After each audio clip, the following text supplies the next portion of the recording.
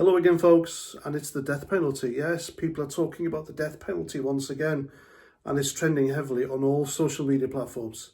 Every one of them, especially ever since that monster, that beast, that terrorist, Axel Rudabakana, what he did to those three little girls. Now, I'm a father, so I'd completely understand why if somebody did anything like that to my kids, then I'd want the state to end their lives.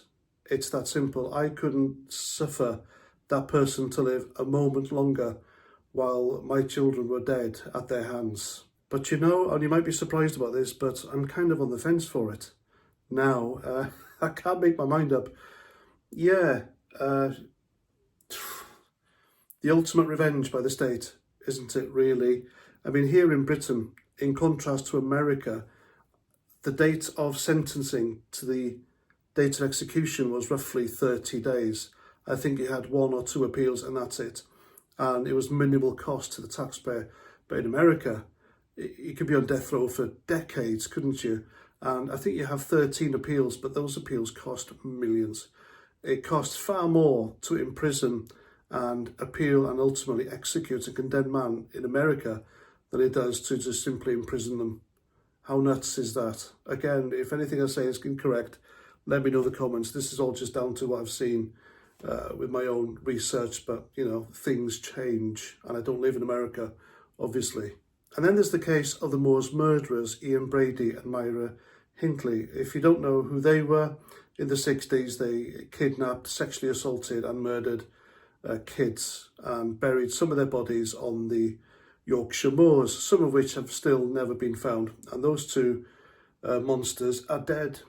But it is said that Ian Huntley just wanted to die. He couldn't cope with not having his freedom anymore and just living behind bars. He hated it. It was mental torture. He wanted to end it all. He begged for euthanasia at the end, but the state wouldn't give it to him. He suffered. He had mental anguish. And I think that would give some people a bit more comfort knowing that he suffered like that instead of a quick end at the end of a rope. And then there's the Yorkshire Ripper, according to the internet. By keeping him alive and studying him, British cops, intelligence services, they've managed to stop a few other serial killers. So there's pros and cons. I'm on the fence still. I know for a fact if Axel Rudabakana had done that to one of my kids, I know I'd want him executed. I know that for a fact. Thank God I'm not in that position, and for the parents who are, my goodness, I couldn't imagine. I really couldn't imagine that. But then you have the British law as well. The law in this country is an arse, and it's made a few mistakes. Ruth Ellis, the last woman to be hanged in the UK. Now, she had a violent, was it husband or partner? Again, correct me in the comments, but the law didn't take her circumstances into consideration as to why she shot him. 10 Rillington Place. The murderer was John Christie, the guy who owned the building. One of his tenants, a Welshman called Timothy Edwards, was convicted of murdering his baby, and I think it was his wife at the time as well, when in fact it was John Christie. Hung, innocent people hung. Another one, Derek Bentley, that case was called Let Him Have It. Now, Derek Bentley had the mind of a child.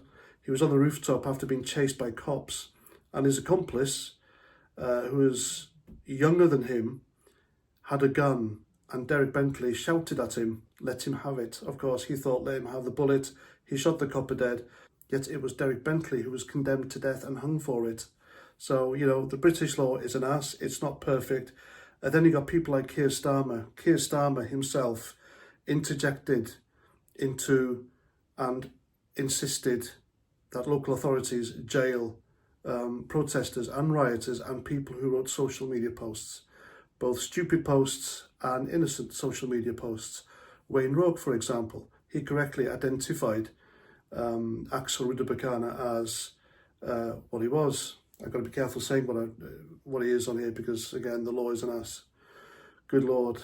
Welcome to Britain under Keir Starmer, Labour 2024. Ladies and gents, free speech is just, it's something you've got to be careful of. It's ridiculous.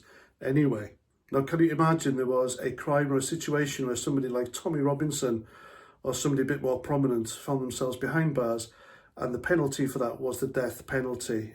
Keir Starmer would interject, wouldn't he? He would have him executed because he would interject and tell the courts and local authorities to convict him, charge him, convict him, find him guilty, and then hang him. And that's probably why we need to have a wider debate about the death penalty here in the UK and whether it should really return. And if it does, it has to be a perfect system. There have to be, I mean, you have to be 100% sure the person committed the crime. And there can't be any room for error whatsoever beyond a shadow of a doubt. Then sure, bring it back. But really, I'll leave it to you in the comments. So yeah, in the instances of people like Axel Rudder doing what he did, pled guilty, the crime was horrific, the people were vulnerable, the victims, etc., then sure, it's a clear-cut case for bringing back the death penalty.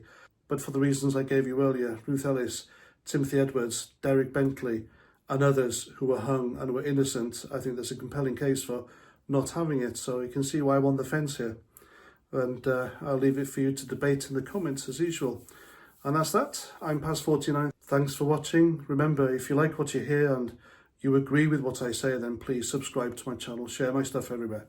The YouTube algorithm and the lefties, they hate that. So yeah, why not? And I'll see you at the next one. Roger Trout.